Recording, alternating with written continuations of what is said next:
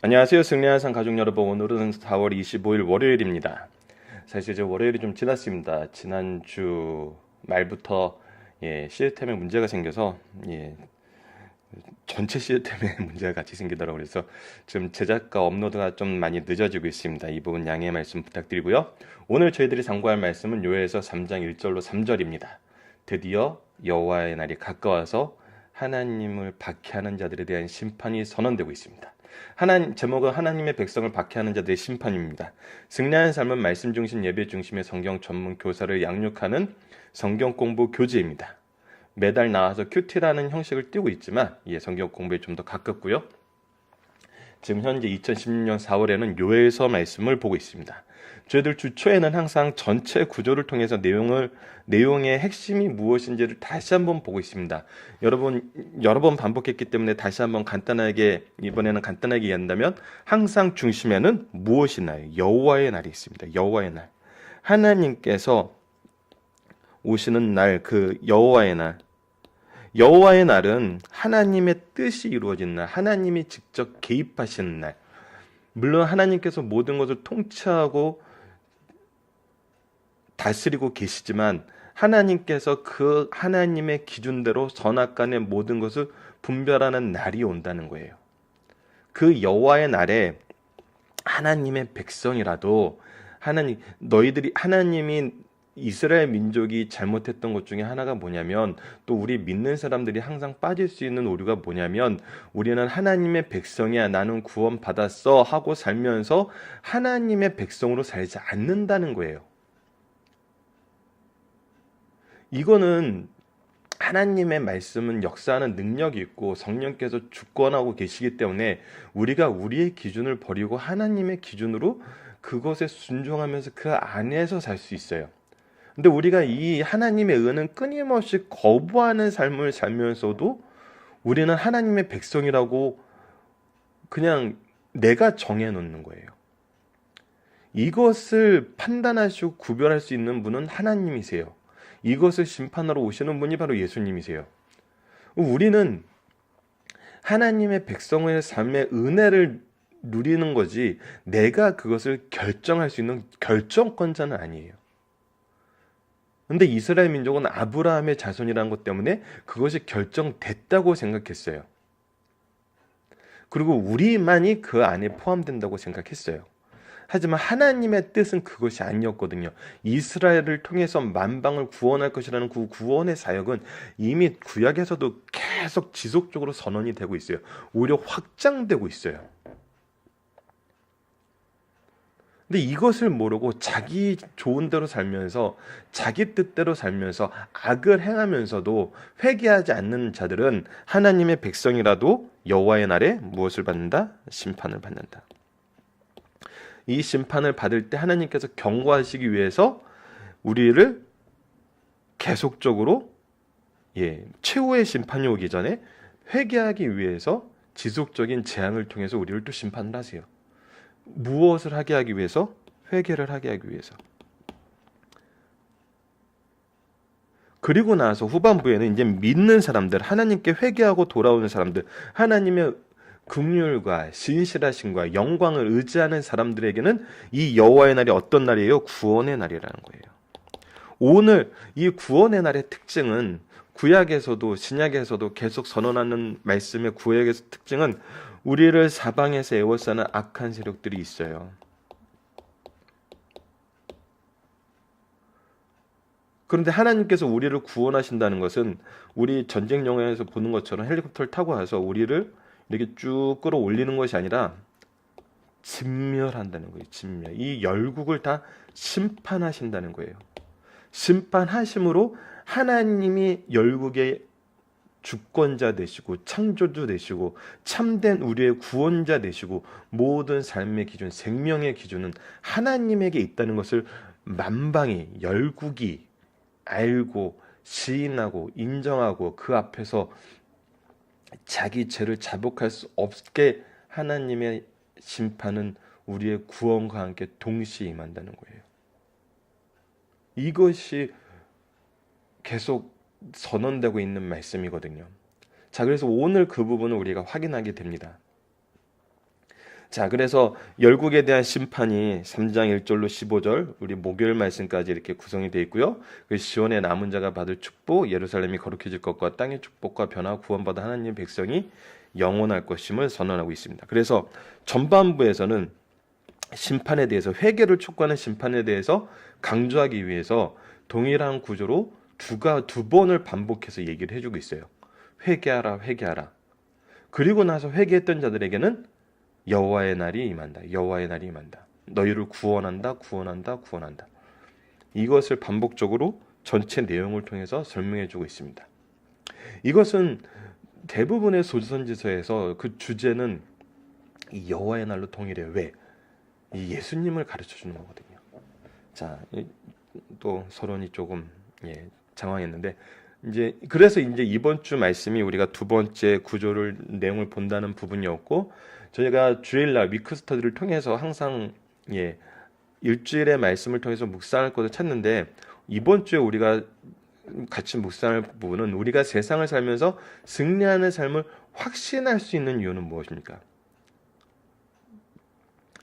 여러분, 못모할지어다. 우리 본문에서 나오고 성경에서도 굉장히 많이 나오는데, 못모할지어다라는 이 말씀은 누구만이 하실 수 있는 말씀이에요? 하나님만이 하실 수 있는 말씀이에요. 이루어질지어다. 내가 너희를 구원할지어다. 심판이 임할지어다. 이것은 미래를 얘기하는 말이거든요. 근데 미래를 얘기하는 말이 이루어질 때만 이것이 참된 거거든요. 이것이 진리가 되는 거거든요.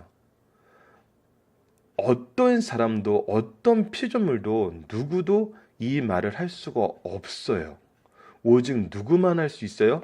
하나님만 할 수 있어요. 그리고 하나님이 하신 이 모든 말씀은 이루어졌어요. 그래서 우리가 하나님이 말씀하신 이 말씀을 의지해서 승리하는 삶을 확신할 수 있는 거거든요. 왜? 하나님의 뜻이기 때문에. 우리가 승리한다는 것은 우리가 잘 되는 거하고는 좀 달라요. 하나님께서 우리를 회복시키는 건 맞는데, 우리가 원하는 그것과 하나님의 그것이 항상 동일하지 않아요. 그것이 우리 죄악된 인간들의 특징이고 한계예요. 그래서 우리는 누구의 기준을 의지해야 되고, 누구의 뜻을 의지해야 되고, 누구의 질서에서 살아야 되냐면 하나님의 뜻과 하나님의 질서와 하나님의 방법으로 우리가 살아야 되는 거예요. 그럴 때 승리하는 삶을 확신할 수 있는 거예요. 그래서 하나님께서 우리에게 처음에 얘기하신 건 뭐냐면, 이번 주 말씀을 통해서 하나님의 백성을 박해하는 자들에게 무엇이 있다? 심판이 있다라고 얘기를 하시는 거예요. 우리가 회개하고 하나님께 돌아왔는데 그때도 여전히 우리를 심판하고 까닭 없이 오히려 더 심하게 했어. 그래서 1장 15절 말씀은 하나님은 조금 노해서 너희는 힘써 분을 더했다 그래요. 그래서 이번 주의 말씀을 통해서 우리가 봐야 되는 건 뭐냐면, 여러분, 인간사를 기준으로 보면은 전쟁에 대한 처우는 그 승전국에서 전해요. 그들을 약탈하던, 그들을 노예로 팔던, 그들을 죽이던, 물론 인간 사이에서도 너무나 잔혹함을 막기 위해서 일정 부분 서로가 암묵적인 그런 룰은 있었어요. 뭐죠? 항복하는 프로들은 살려준다. 심지어는 여인은 이제 범하지 않는다. 하지만 이것이 우리가 이미 세상 전쟁사를 봤을 때 얼마나 이 군의 사기와 이 전쟁의 승리를 위해서는 가변적인 걸 볼 수 있었거든요. 근데 지금 하나님께서 이번 주 말씀을 통해서 한번 보셔야 될 부분은, 하나님께서 이 승전국이 누리는 당연한 어떤 권리, 왜? 하나님께서 이들을 치게 하셨으니까, 심판의 도구를 쓰셨으니까 승전국으로서 누릴 수 있는 당연한 권리를 누린 것 같은데 그것이 죄목이 됐다는 거예요. 이것은 무슨 얘기냐면, 모든 심판의 기준은 하나님의 뜻이라는 거예요. 하나님께서 구분해 놓으셨던 거, 하나님께서 정해놓은 질서 안에서 이 전쟁의 승전국들이 자기들의 승전국의 지위와 자기들이 일반적으로 가지고 있던 그 기준대로 했을지라도 그것이 하나님의 백성에게, 하나님의 백성뿐만이 아니라 모든 사회에, 모든 우주에 동일한 거예요. 하나님의 질서를 범한 것이 있으면 그것이 죄라는 거예요. 그것이 심판받을 이유라는 거예요. 이 얘기는 뭐냐면 하나님의 백성도 하나님의 질서 안에서 하나님의 의의 기준으로 심판을 받고 하나님의 진노의 도구로 쓰여진 이 이방 민족들도 하나님의 의의 기준에 의해서 심판받는다는 거예요. 이건 너무나 당연한 거예요. 이것이 너무나 당연한 상식이라는 거거든요. 이것이 성도가 가져야 될 상식이에요. 하나님은 하나님의 기준이에요. 그리고 우리가 의인이다 죄인이다는 건 하나님의 기준이에요. 우리의 기준이 아니에요. 바르게 예배드린다는 건 무엇이냐면 하나님의 기준대로 예배드리는 거예요. 하나님의 뜻을 안다는 것은 말씀을 통해서 하나님의 있는 뜻 그대로를 아는 거예요. 우리가 각색하고 우리가 마음대로 편집하는 내용이 아니에요. 이것에서 벗어나지 않으면 우리는 승리하는 삶을 살 수 없어요. 우리의 기준을 여전히 지고 있으면서 우리의 뜻대로 하고 싶어 하면서 어떻게 승리하는 삶을 산다고 우리가 확신할 수 있겠어요? 우리가 생각하는 승리하는 삶하고 하나님이 우리에게 주시는 승리하고 완전히 다른 게 돼버리면 그때는 하나님이 주시는 승리는 우리에게 심판이에요. 이것이 지금 여호와의 날에 드러나는 모습이거든요. 이것을 보면서 우리의 본문을 한번 살펴보도록 하겠습니다. 자, 굉장히 짧은 말씀입니다. 오늘과 내일 말씀을 통해서 우리가 이제 한 편의 설교를 나눠서 보겠는데, 자, 보도록 하겠습니다. 1절로 3절입니다. 여기에서 하나님의 백성을 박해하는 자들의 심판입니다. 보라, 그날 곧 내가 유다와 예루살렘 가운데 사로잡힌 자를 돌아오게 할 때 그날 여호와의 날이 왔어요. 그때 사로잡힌 자를 돌아오게 해요. 내가 만국을 모아 데리고 여호사밧 골짜기에 내려가서, 자, 이 여호사밧 골짜기는 이스라엘 민족에게 굉장히 의미가 있는 지역이에요. 유다 여호사밧 왕 BC 한 872년에서 842년 정도로 보는데, 이때가 이제 이스라엘 쪽에서는 이제 엘리야가 이제 활동하던 시기이긴 해요. 제위시 암몬과 모압 연합군이 침략해 왔어요. 자, 암몬과 모압 연합군은 이 서쪽에서 이제 자리를 트였던 그 민족들이죠. 유다가 찬양대를 세워 하나님을 찬양함으로써, 어떻게 하면 하나님을 찬양하면서 불의가 골짜기에서 침략군을 물리쳤어요. 이것이 역대하 20장에 기록되어 있거든요. 여기서 요엘 선지자가 언급한 여호사밧 골짜기라는 것은 특정한 지역이기도 하지만 하나님께서 자기 백성을 위해서 대적들을 모아서 진멸하는 것, 신약적인 의미로 확대해서 보면은 예수님께서 재림하여서 심판하시는 것, 그러니까 심판과 구원이 동시에 선언된 그곳을 이제 여호사밧 골짜기라고 우리가 이제 대명사로서 이제 표현을 할 수 있는 거예요. 내 백성 곧 내 기업인 이스라엘을 위해서 거기서 그들의 신문하리니, 이 일이 이루어지는 거예요. 누가 이루세요? 완전한 종말 때는 예수님께서 이것을 이루세요. 종말 때 이것을 이루심을 보여주시기 위해서 하나님께서 이스라엘 역사를 통해서 이것을 확인시켜 주셨어요. 성경에 기록된 이 역사가 참이고 예수님의 재림이 분명하다는 사실을 우리에게 가르쳐주기 위해서 성경의 그 내용이 그대로 우리 2000년 교회에서 이루어졌어요. 이는 그들이 이스라엘을 나라들 가운데 흩어버리고, 이들이 뭐를 했냐면 이스라엘 나라들 가운데 흩어버리고 나의 땅을 나누었어요. 자, 이게 제제목이 되는 거예요. 너무나 당연한 거 아니에요? 내가 이들을 포로로 잡아서 포로로 팔았어요. 전쟁 포로예요. 이건 인류 역사의 잔혹한 일이지만 모든 권력자가 그렇게 했어요. 그리고 나의 땅을 나눴어요. 하나님께서 정해주신 그 분깃을 자기들한테 이렇게 나눠 가졌어요. 또 제비 뽑아 내 백성을 끌고 가서 소년을 기생과 바꾸며 소녀를 술과 바꾼, 그리고 인신매매가 이루어져요. 노예 제도가 있잖아요. 근데 여러분, 이것은 누구의 기준이냐면, 우리가 계속 조심해서 봐야 되는 게 뭐냐면, 인간사에서 이렇게 행하는 것에 대해서 하나님께서 이렇게 심판하시는 건 너무하신 건 아니야? 그 너무한 것을 우리가 알아야 돼요. 전쟁에 승전 국가들이 당연히 누릴 수 있는 것이 지금 하나님의 눈에서 심판의 죄를 쌓고 있는 거예요. 왜? 이것이 하나님의 뜻에서, 하나님의 질서에서 벗어나니까.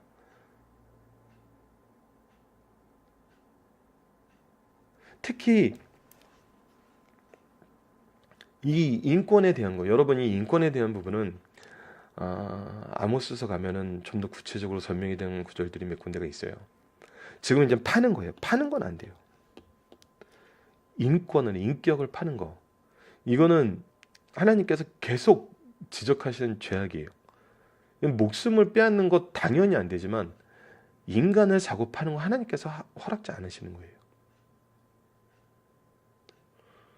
근데 이러한 것을 했기 때문에 이들이 지금 심판을 받게 되었다는 거예요. 자, 내일 말씀까지 연결돼서 좀 더 구체적으로 살펴보고 오늘 말씀은 이곳에서 확인하고 넘어가도록 하겠습니다. 이 정도로 확인하고 넘어가도록 하겠습니다. 여호와의 날에 누구를 돌아오게 하시나요? 보라, 그날 내가 유다와 예루살렘 가운데 사로잡힌 자들 돌아오게 해요. 하나님께서 회복시키신다는 거예요. 여호와께서 만국을 심문하시면 누구를 위해서이고 그 이유는 무엇인가? 내 백성, 내 기업인 이스라엘을 위하여 분명히 얘기하세요. 우리를 위해서 그들을 거기서 심판하세요. 우리가 그런 존재예요. 하나님이 행하시는 모든 역사의 중심으로 하나님의 백성인 우리를 세우셨어요. 이거는 아담을 처음 창조하셨을 때 그 창조의 목적하고 동일해요. 세상을 다스리고 세상을 통치하고 세상의 주권자가 되어서 이 세상 역사를 우리 인간들을 중심으로 이루시기 위해서 우리를 그러한 존재로 창조하셨어요. 그래서 우리의 능력이 막 뛰어나고 우리의 뭔가가 너무나 영광스러워서 우리가 그 자리에 있는 것이 아니라 하나님이 정하신 질서 안에서 그 자리에 놓으셨다는 거예요.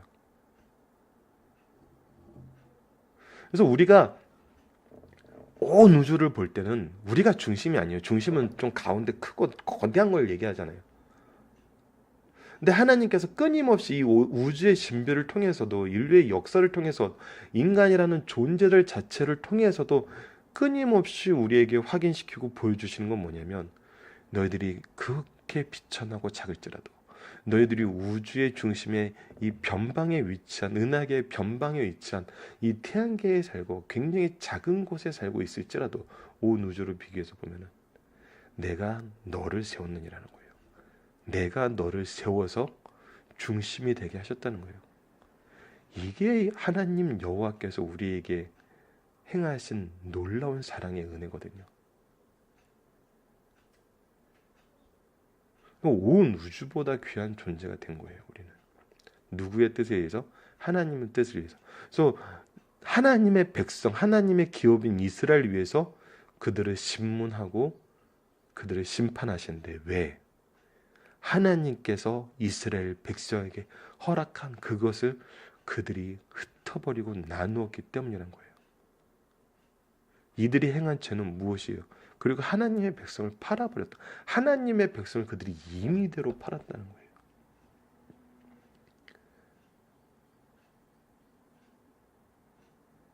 자, 이 부분을 적용하면 참 현대사회에 무서운 죄가 너무나 무의식적으로 지어지고 있음을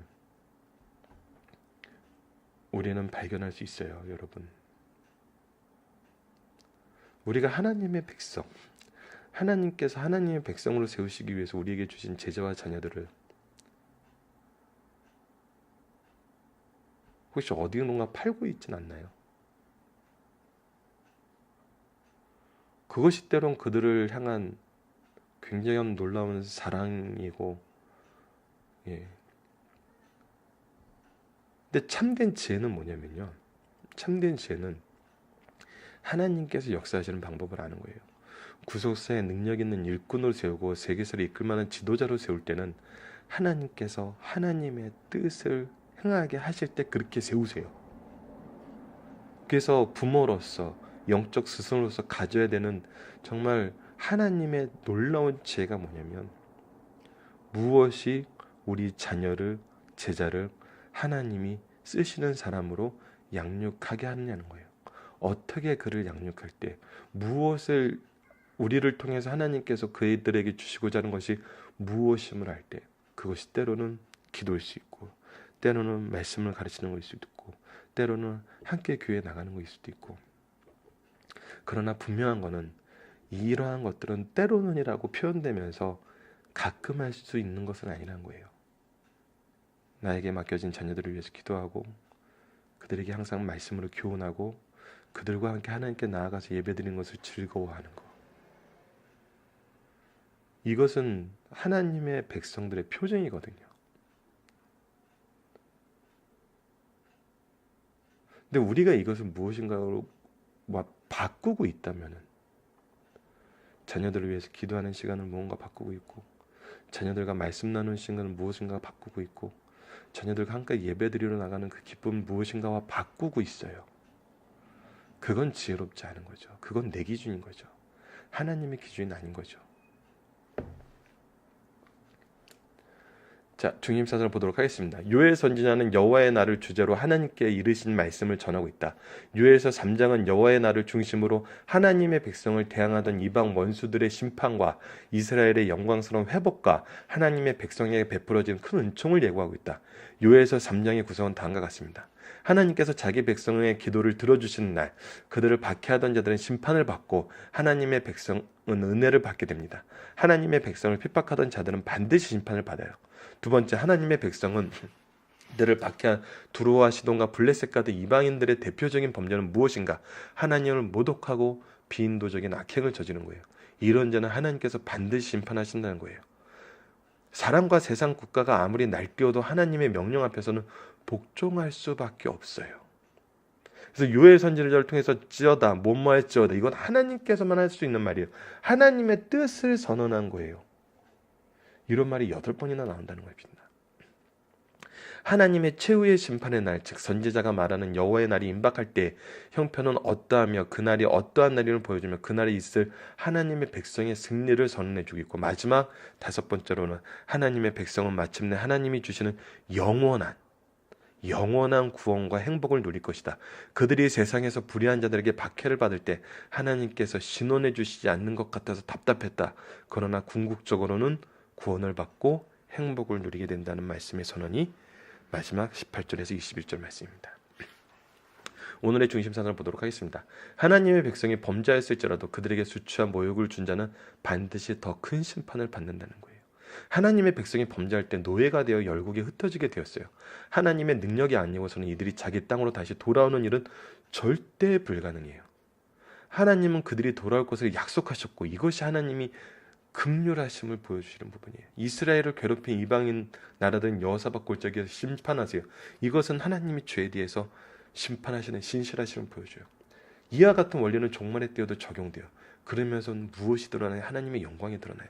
하나님의 긍휼하신 신실하심, 영광은 우리가 요엘서 이 하반부에서 나타나는 하나님의 뜻을 우리가 확신할 수 있는 장치들이에요.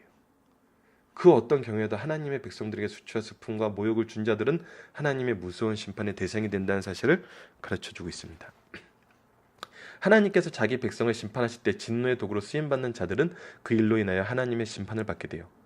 이것이 무서운 거예요. 하나님의 심판은 사실에 근거한 공의로운 심판이에요. 공의로운 심판이기 때문에 진노의 도구로 쓰임받는 사람들이 심판을 받게 됐다는 거예요.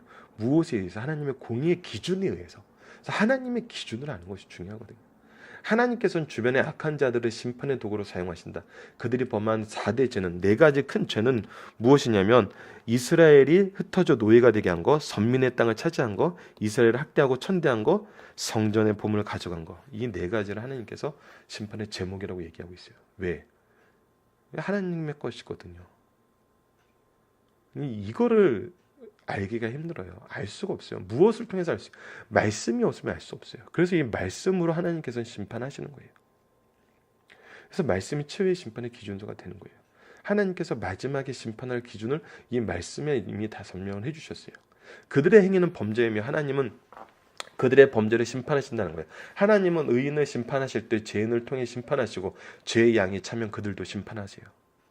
이들은 하나님의 심판의 도구가 됐어도 무엇을 계속 반복하고 있어요? 그들 또한 죄를 반복하고 있어요. 그래서 심판의 도구가 되는 것을 우리 영적인 지도자들은 굉장히 두려워하고 무서워하고 조심시킵니다. 이 심판의 도구가 돼서 죄를 더하지 않는다는 것은 힘듭니다. 그들이 당하는 형벌은 지당할 뿐 아니라 오히려 가벼운 것이다. 그러나 그 누구라도 회개하면 더 이상의 심판은 없을 것이요 대항하면 오히려 더 큰 재앙이 저들에게 임할 것이라는 것을 가르쳐주고 있습니다. 하나님의 심판에서 죄된 세력이나 국가는 없으며 하나님의 심판 방법은 다양하고 공의롭다는 거예요.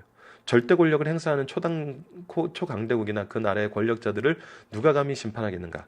그러나 공의로운 하나님의 심판대 앞에 서지 않는 자는 아무도 없어요. 아무리 강한 나라도 하나님 손안에 있다는 것을 잊어서는 안 돼요. 왜? 창조주 하나님보다 더 강할 수는 없어요. 누구도 하나님보다 강할 수 없어요. 심판의 방법 중 하나는 9절 이하에 나오는 군비 확장과 전쟁이에요. 하나님의 공의로운 권세를 생각할 때 성도는 위로받고 힘을 얻어 주신 사명을 충성스럽게 감당할 수 있다는 사실을 가르쳐줘요. 주신 사명 뭐죠? 우리 요엘서에서 확인했어요. 하나님의 의를 선언하고 회개하게 하고 하나님의 구원을 여호와의 날을 기쁨으로 맞아들이게 하는 하나님 백성 되게 하는 거예요. 자, 살펴보기 정보답은 여러분들 카페를 통해서 다시 한번 확인해 주시고요. 자, 하나님은 언제 무엇을 근거로 말씀을 심판하십니까? 하나님의 공의예요. 하나님의 신실하심이에요. 여기서 우리가 다시 한번 보게 됩니다. 소리문답 1번에서 인생의 목적은 무엇인가요? 우리 사람들의 삶의 목적은 무엇인가 했을 때 하나님을 께 영광 돌리고 그것을 영원히 즐거워하는 거라고 그랬어요. 영광 돌리는 삶은 하나님의 의와 하나님의 뜻과 일치된 삶이에요. 그래서 이것이 신약에서 예수님을 통해서 구체적으로 보여준 것은 영혼 구원을 하는 삶이에요. 하나님 백성 되게 하는 거예요. 그런데 보세요. 우리가 영혼 구원하는 일을 하지 않아요. 하나님과 하나님과 일치된 삶을 살지 않아요. 그 하나님의 영광 안 받으세요? 받으세요. 어떻게? 하나님의 공의로 하나님의 신실하심을 심판을 통해서 나타내세요. 그래서 하나님만 영광 받으실 분이라는 것, 하나님만이 창조주이심을, 하나님만이 참된 의심을, 하나님의 기준이 모든 것의 기준임을 분명하게 알게 하신다는 거예요.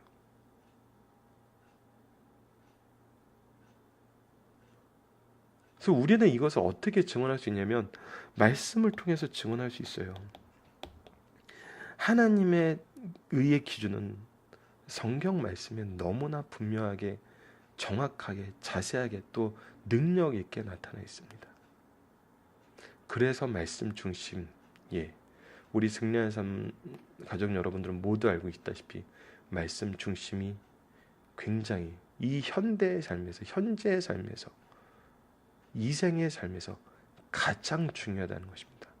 이것의 가치를 다른 것과 바꾸는 것은 하나님의 질서, 하나님의 뜻을 거부한다는 것임을 우리가 다시 한번 강조하면서 오늘 말씀을 마치도록 하겠습니다. 말씀을 기초로 기도하기를 통해서 마치겠습니다. 하나님, 세상의 주권자들과 권세 잡은 자들이 주님의 주권 아래 받았던 일시적인 능력으로 죄를 더함을 봅니다.